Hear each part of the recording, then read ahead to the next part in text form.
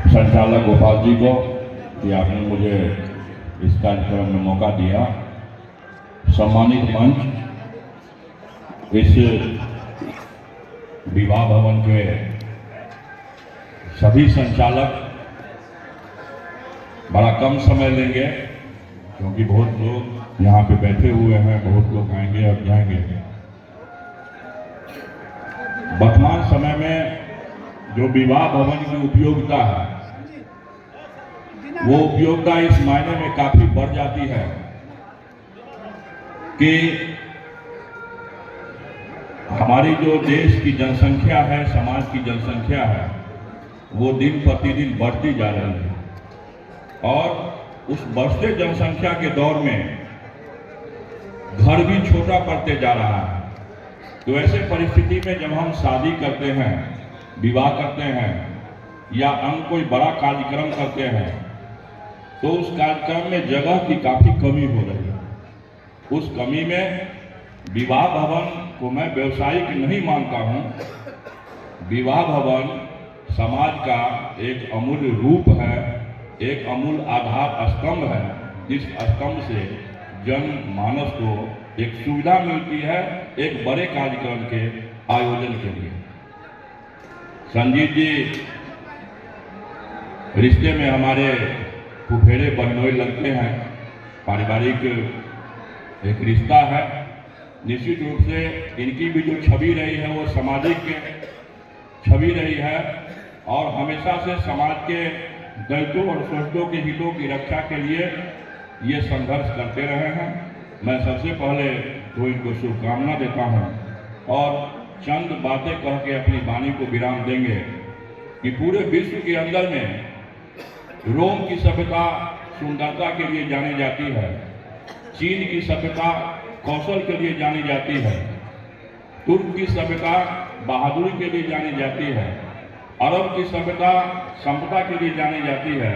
एकमात्र हमारी भारतीय सामाजिक सभ्यता और संस्कृति है जो कि ज्ञान और प्रज्ञा के लिए जानी जाती है। पूरे विश्व के अंदर में कोई दूसरी सभ्यता और संस्कृति नहीं है। उस सभ्यता और संस्कृति के करीब में कोई व्यक्ति जब अपने परिवार से हट करके सोचता है तो ये बहुत बड़ी बात होती है। और संजीत जी ने ये विवाह भवन की जो परिकल्पना की है, कहीं ना कहीं से उनके मन में ये बात आई कि नहीं, जो समाज की स्थिति है, जिस प्रकार से समाज में घरों की संख्या बढ़ रही है, उस परिस्थिति में निश्चित रूप से हम एक ऐसा विवाह भवन बनाएं जिसमें कि लोगों के समस्या का समाधान हो, लोग एक अच्छा कार्यक्रम कर सके। तो ये बातें बहुत ही सामाजिक बातें हैं। निश्चित रूप से आसपास के क्षेत्र के लोगों के प्रति, जो हमारे ग्रामीण हैं, उनको अब इस तरह की समस्या, जैसे कि छोटा घर है, वो बड़े रूप में कोई कार्यक्रम को करना चाहते हैं और इनके लिए उनके पास जगह नहीं होता है, वो जगह की समस्या नहीं रहेगी।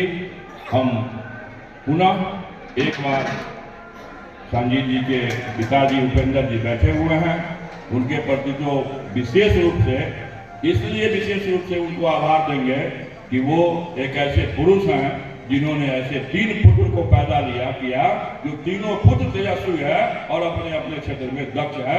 इसलिए उपेंद्र जी के प्रति प्रणाम करते हुए, उनका सम्मान करते हुए अंतिम बातें ये कहेंगे कि पत्थर की मूर्त वंदनीय इसलिए नहीं होती है कि उसमें देवता का वास होता है, वो इसलिए वंदनीय होती है कि उसमें तरासे जाने की वेदना को सहा है।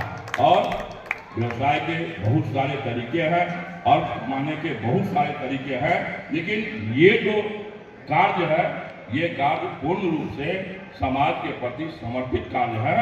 और इस कार्य को ऐसे अगर सामाजिक कार्यकर्ता इस तरह का विवाह भवन, इस तरह का कोई व्यवसायिक केंद्र, इस तरह का कोई स्वरोजगार केंद्र, इस तरह का कोई एजेंसी जिससे कि बेरोजगारों को रोजगार मिलता है, अगर खोलते हैं तो समाज के लोगों को उनका सम्मान करना चाहिए।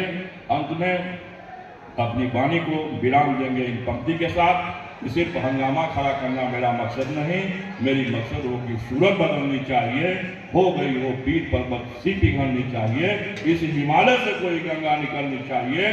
आग मेरे सीने में न सही, तेरे सीने में ही सही, हो कहीं भी आग, लेकिन आग जलनी चाहिए। बहुत बहुत आभार गोपाल जी के प्रति, विशेष आभार कि आपने हमें मौका दिया दो शब्द बोलने के लिए। मंच पर तमाम जितने अतिथि यहाँ पे बैठे हुए हैं, मैं तो समस्तीपुर से यहाँ आया हूँ, जितने भी बेगूसराय के हमारे लोग यहाँ पे हैं स्थानीय, उनके प्रति नमन करते हैं। और आज राष्ट्रकवि दिनकर को भी हम नमन करते हैं, क्योंकि ये दिनकर की भूमि सिमरिया रही है। उनका उद्धरण अगर किसी पद में न हो तो मैं समझता हूँ कि उनके प्रति बेईमानी होगी। और अंत में दिनकर की ही पंक्ति से हम अपनी बात को समाप्त करेंगे कि समर शेष है नहीं पाप का, भागी के ऊपर ब्याज, जो तटस्थ है समय लिखेगा उनका भी इतिहास। बहुत बहुत धन्यवाद।